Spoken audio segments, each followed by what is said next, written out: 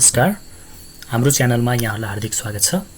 आजको विषयमा हामीले हिमालयन रिइन्स्योरेन्सले प्रिमियम मूल्यमा आइपिओ जारी गर्ने सम्बन्धमा जानकारी लिएर आएका छौँ। आजको जानकारीमा लाग्नु अगाडि यहाँहरूलाई विशेष अनुरोध कि तपाईहरुले आजसम्म पनि हाम्रो च्यानललाई सब्स्क्राइब गर्नुभएको छैन भने हाम्रो च्यानललाई सब्स्क्राइब गर्नुहोला। त्यसको लागि युट्युबमा गएर @7stock आइडी हालेर सर्च गर्नुभयो भने हाम्रो यो लोगो भएको च्यानल खुल्छ र यसमा सब्स्क्राइब गरी नजिकैको बेल आइकनमा दबाई अलमा क्लिक गर्नुभयो भने हामीले भिडियो राख्न साथ हजुरहरूलाई नोटिफिकेसन प्राप्त हुन्छ र शेयर बजार सम्बन्धी लेटेस्ट जानकारी तपाईहरुले प्राप्त गर्न सक्नुहुन्छ।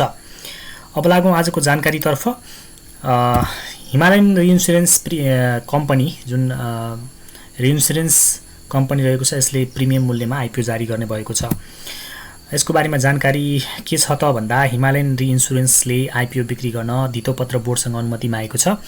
हिमालयनले 3 करोड किता आइपिओ बिक्री गर्न बोर्डसँग अनुमति मागेको हो। यसले प्रति किता 100 रुपैयाँ अंकित मूल्यमा 108 रुपैयाँ प्रिमियम थप गरी प्रति किता 208 रुपैयाँमा आइपिओ बिक्री गर्न लागेको। यसर्थ यसको 10 किता भर्न हामीलाई 2080 रुपैयाँ खातामा हुनु आवश्यक पर्छ।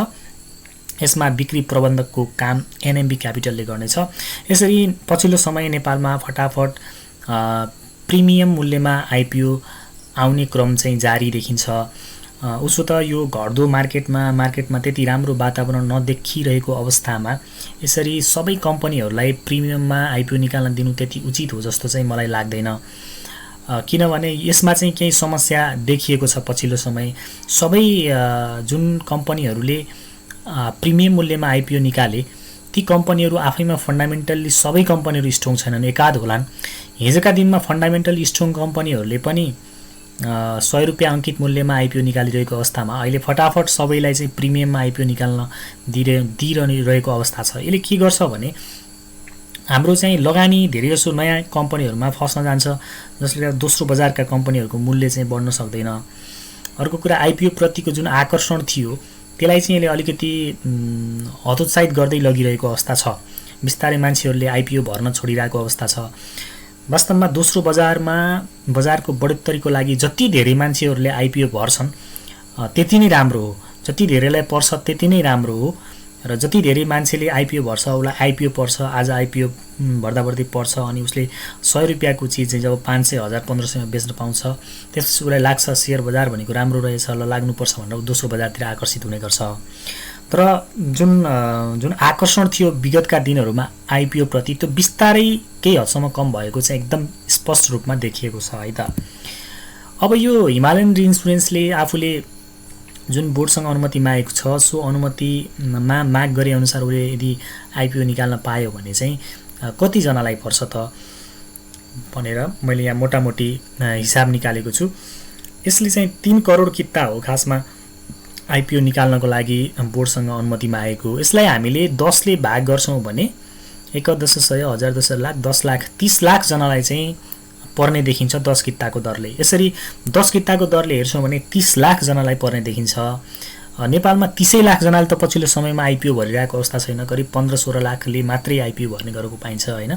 यसर्थ के कुरा चाहिँ हामीले बुझ्न सक्छौं भने भर्ने जति सबैलाई 10 किता चाहिँ निश्चित रूपमा पर्छ भने केही भाग्यमानीहरूलाई 20 किताको दरले पर्ने देखिन्छ यदि यो अनुसार उसले चाहिँ आइपिओ निष्कासनको अनुमति पायो भने। त्यसकारणले हामीले चाहिँ यो आइपिओ भर्नको लागि हामीले कमसेकम 20 किता भर्नुपर्ने हुन्छ। त्यसको लागि हामीले पैसा तम तयार अवस्थामा राख्न सक्छौं है त। अब थप जानकारीमा मैले के राख्न चाहे भने नेपालमा जम्मा 2 वटा रिइन्स्योरेन्स कम्पनीहरू छन् हैन, नेपाल रिइन्स्योरेन्स कम्पनी र हिमालयन रिइन्स्योरेन्स कम्पनी, जसमध्ये एनआरआईसी को आइपिओ आएर पनि दोस्रो बजारमा कारोबार भइरहेको छ हैन, जसको बजार मूल्य आजको मितिमा चाहिँ 665 रुपैयाँ देखिन्छ।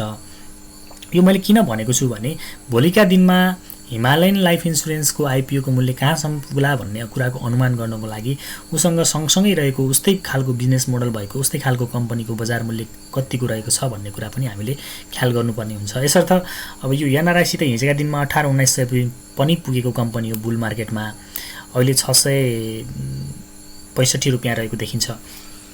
पक्कै पनि हिमालयन रिइन्स्योरेन्स कम्पनीको पनि दोस्रो बजारमा कमसेकम 665-700 सम्म त सजिलै पुग्ने देखिन्छ र त्यसपछि चाहिँ अब बजार बुलतिर गयो भने फेरि पनि हामीले एउटा राम्रो उचाइमा चाहिँ यी कम्पनीहरूलाई देख्न सक्छौं जस्तो लाग्छ। हस् त आजको जानकारीबाट बिदा चाहन्छु। हालसम्म पनि च्यानललाई सब्स्क्राइब नगरेको भए च्यानललाई सब्स्क्राइब गरिदिनु होला र भिडियोलाई लाइक गरिदिनु होला र तपाईँको रचनात्मक प्रतिक्रिया छोडिदिनु होला भन्दै यहाँको शुभ समयको कामना गर्दै बिदा चाहन्छु। नमस्कार, शुभ समय।